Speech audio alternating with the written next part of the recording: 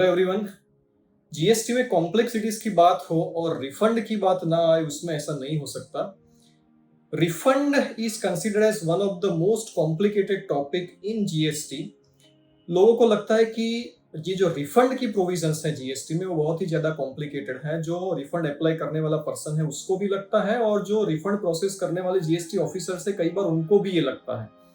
तो आज इस वीडियो में हम लोग कोशिश करेंगे कि ये जो जितनी भी कॉम्प्लेक्सिटीज हैं जीएसटी रिफंड के रिलेटेड, उसको हम लोग सिंप्लीफाइड तरीके से समझे, आसान लैंग्वेज में समझे, हम सबको ये समझ में आ जाए कि जीएसटी में रिफंड कैसे अप्लाई करते हैं, क्या क्या लीगल प्रोविजंस है उसकी, ये चीजें हमारी समझ में आनी चाहिए। ये ऑब्जेक्टिव है आज की इस वीडियो का। तो दोस्तों हम लोग शुरू करते हैं रिफंड की जो पेरेंट सेक्शन है, section 54 of the CGST act 2017। ये जो सेक्शन है हमको ऐसा बोल रही है कि रिफंड आपको किन किन चीजों का मिल सकता है। मैंने एक्सेस पेमेंट कर दिया है टैक्स का, जो मुझे नहीं करना था, जिसके लिए मैं लायबल नहीं था, ऐसा एक्सेस पेमेंट कर दिया है मैंने, उसके रिफंड की बात हो सकती है। मैंने कोई एक्सपोर्ट किया है जिसको हम लोग जीरो रेटेड सप्लाई बोलते हैं under section 16 of the IGST act, तो एक्सपोर्ट हो गया। या एसईजेड यूनिट में या तो फिर एसईजेड डेवलपर को मैंने कोई चीज सप्लाई की है, गुड्स हो सकती है या तो फिर सर्विस भी हो सकती है उसके अंदर। जो भी मैंने इनपुट टैक्स क्रेडिट यूज की है, जो भी मुझे इनपुट टैक्स क्रेडिट मिली है, जिसका यूज करके मैंने ये एक्सपोर्ट किया है, उसके रिफंड की भी बात इसके अंदर हो सकती है। काफी किस्म के रिफंड्स है इसके अंदर। इंट्रास्टेट सप्लाई को मैंने इंटरस्टेट कंसीडर कर दिया और गलती से आईजीएसटी भर दिया, या तो उसका उल्टा भी हो सकता है कि आईजीएसटी भरना था, मैंने सीजीएसटी एसजीएसटी अप्लाई कर दिया, तो सेक्शन 77 के अंदर एक और रिफंड की बात है वहां पर, ये भी हो सकता है। ये जितने भी किस्म के रिफंड्स हैं उसमें जो सेक्शंस है, जो लॉ है, वो सबसे पहले क्या बोलता है वो समझेंगे हम लोग। उसके बाद में रूल्स के बारे में बात करेंगे, कुछ सर्कुलर्स के थ्रू कुछ क्लैरिफिकेशंस दिए हैं उसकी भी हम लोग बात करेंगे। हो सकता है कि डिस्कशन हमारा थोड़ा लंबा चले, एक एपिसोड में, एक वीडियो में ना खत्म हो, तो उसका हम लोग दूसरा वीडियो भी अपलोड करेंगे। पहला ही जो चीज है हमारे लिए, सबसे शुरू की जो बात है वो है सेक्शन 54। सेक्शन 54 में आपको ऐसा बोला गया है कि भी आपके इलेक्ट्रॉनिक कैश लेजर में जो बैलेंस पड़ा है उसका भी आप रिफंड क्लेम कर सकते हैं, क्योंकि वो पैसा अल्टीमेटली आपका ही है। यहाँ पर जो बेसिक चीज और सबसे पहली चीज हमको समझनी है, जहां से कॉम्प्लेक्सिटी शुरू होती है, जहां से सबको दिक्कत आती है रिफंड को समझने में, वो है सेक्शन 54 सबसेक्शन 3। ये जो सेक्शन 54 सबसेक्शन 3 है, ये बात करती है refund of unutilised input tax credit. अच्छा, ये अनयूटिलाइज्ड कैसे रह जाती है इनपुट टैक्स क्रेडिट? देखिए, इनपुट टैक्स क्रेडिट का सिंपल सा कॉन्सेप्ट ऐसा है कि मैंने जो भी गुड्स या सर्विसेज प्रोक्योर की है, जो एक्वायर की है मैंने, जो ली है मैंने सर्विसेज या तो फिर गुड्स जो मैंने परचेस किए हैं, उसके ऊपर मैंने कोई जीएसटी पे किया होगा अपने सप्लायर को। सप्लायर ने वो जीएसटी गवर्नमेंट को पे कर दिया है। अब ये जो चीज है, ये जो टैक्स मैंने सप्लायर के थ्रू गवर्नमेंट को पे किया है, इसको हम लोग बोलते हैं इनपुट टैक्स क्रेडिट। अब मैं जिसको भी अपने गुड सेल करूंगा या जिसको भी मैं सर्विस दूंगा, सर्विस प्रोवाइड करूंगा, उसके पास से मैं जीएसटी कलेक्ट करूंगा। ये जो आउटपुट जीएसटी है उसके सामने इनपुट जो मेरी जीएसटी की क्रेडिट है वो सेट ऑफ होगी और नेट अमाउंट मुझे पे करनी है गवर्नमेंट को। लेकिन कई बार ये जो क्रेडिट है वो अनयूटिलाइज्ड रह जाती है। कैसे अनयूटिलाइज्ड रह जाती है? अगर मेरे आउटपुट के ऊपर टैक्स ही नहीं लग रहा है, तो सिचुएशन में इनपुट टैक्स क्रेडिट को मैं किसके सामने सेट ऑफ करूंगा? वो सेट ऑफ नहीं हो सकती। अच्छा, ये सेट ऑफ नहीं हो सकती, इसके लिए उसको हम लोग बोलते हैं अनयूटिलाइज्ड इनपुट टैक्स क्रेडिट। अच्छा, आउटपुट के ऊपर कब जीएसटी नहीं लगता है? तो दो तीन सिचुएशन है। एक तो ऐसी चीज है कि गुड्स एग्जम्प्ट है, या तो फिर आपकी सर्विस जो आप प्रोवाइड कर रहे हैं वो एग्जम्प्ट है।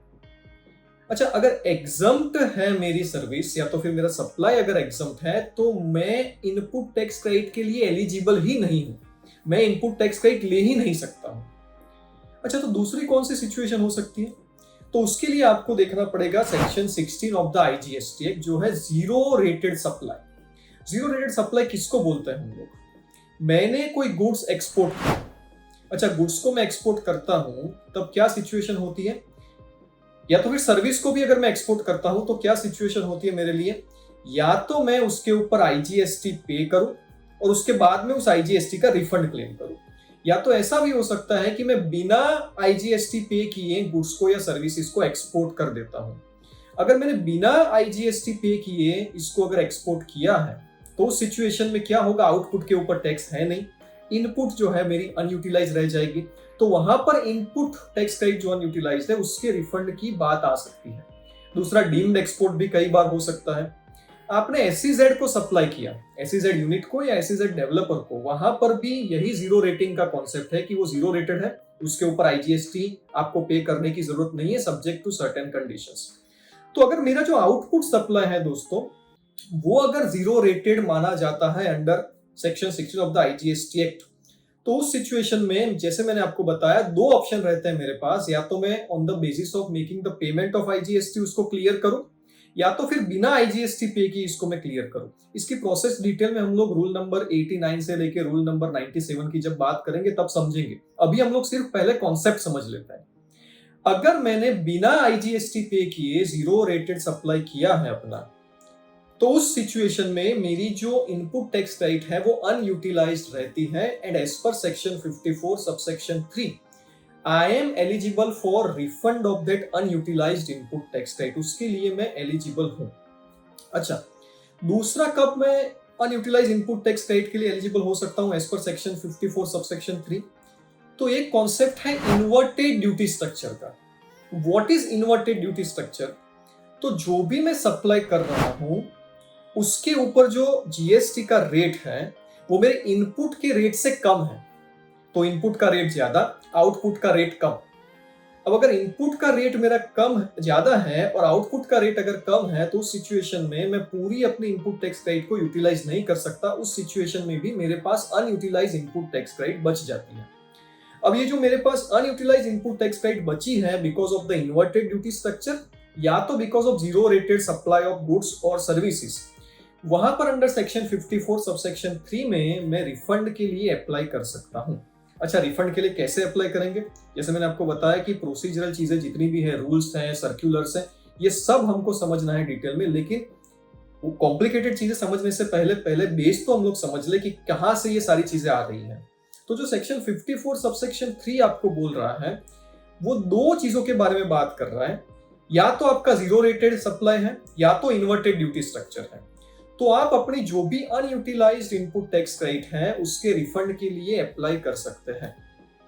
अब आप अप्लाई करते हैं जब भी रिफंड के लिए, तो आपको RFD 01 नंबर का फॉर्म फिलअप करना पड़ता है। अच्छा, मैं हर महीने रिफंड के लिए अप्लाई कर सकता हूं, या हर 3 महीने अप्लाई कर सकता हूं, या 6 महीने, या हर साल कैसे अप्लाई कर सकता हूं रिफंड के लिए? तो किसी भी टैक्स पीरियड के लिए आप अप्लाई कर सकते हैं रिफंड के लिए। 1 महीने का भी कर सकते हैं और पूरे साल का भी कर सकते हैं। लेकिन कंडीशन ये है कि जिस महीने का रिटर्न है उसकी ड्यू डेट जो है उसके बाद के 2 साल के अंदर आपको रिफंड के लिए अप्लाई कर देना पड़ेगा। तो जो रिलेवेंट डेट की डेफिनेशन दी गई है section 54 of the CGST act 2017 में, वो आपको 2 साल का टाइम लिमिट देती है। 2 साल के बाद आप रिफंड के लिए अप्लाई नहीं कर सकते। तो 54(3) में इस किस्म की बात की गई है। अच्छा, अब अगर ड्यूटी स्ट्रक्चर जो मेरा है वो इन्वर्टेड नहीं है, मतलब कि अगर जीरो रेटेड वाले में मैं रिफंड के लिए जा रहा हूं, तो वहां पर किन किन चीजों की मैं रिफंड ले सकता हूं, किन किन आईटीसी की मैं रिफंड ले सकता हूं? तो आईटीसी में मेरे पास 3 चीजों की क्रेडिट पड़ी हो सकती है। एक तो है इनपुट, मतलब जो भी मेरे कंज्यूमेबल्स हैं या तो जो भी गुड्स मैंने परचेस किए जिसको मैं सेल कर दूंगा, इस तरीके की चीजें होती है, उसको हम लोग बोलते हैं इनपुट। दूसरा होता है इनपुट सर्विसेज, कुछ मैंने ली है। तीसरा होता है कैपिटल गुड्स।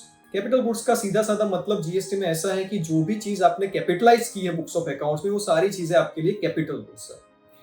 अब अगर इन्वर्टेड ड्यूटी स्ट्रक्चर नहीं है तो इन 3 में से, मतलब इनपुट, इनपुट सर्विस और कैपिटल गुड्स में से मैं इनपुट और इनपुट सर्विस के ऊपर जो आईटीसी है उसका रिफंड ले सकता हूं। कैपिटल गुड्स के ऊपर जो आईटीसी है उसका रिफंड मुझे नहीं मिल सकता। ये सिचुएशन है for the zero rated supply. अगर इन्वर्टेड ड्यूटी स्ट्रक्चर में मैं जा रहा हूं तो वहां पर क्या सिचुएशन है, वहां पर मैं इनपुट सर्विसेज की भी रिफंड के लिए अप्लाई नहीं कर सकता। सिर्फ इनपुट के ऊपर जो आईटीसी मैंने पे की है उसी के रिफंड के लिए अप्लाई कर सकता हूं।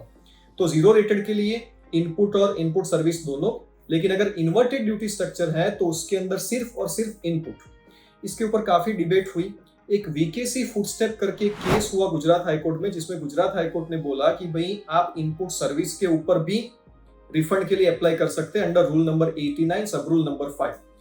हालांकि उसके बाद में सुप्रीम कोर्ट ने इस डिसीजन को रिवर्स किया। सुप्रीम कोर्ट ने बोला कि नहीं, जो भी प्रोविजन दी है 54(3) में और उसके करस्पॉन्डिंग रूल नंबर 89 सब रूल नंबर 5 में, उसके मुताबिक इनपुट सर्विस के ऊपर जो इनपुट टैक्स क्रेडिट है उसके रिफंड के लिए आप क्लेम नहीं कर सकते in the inverted duty structure.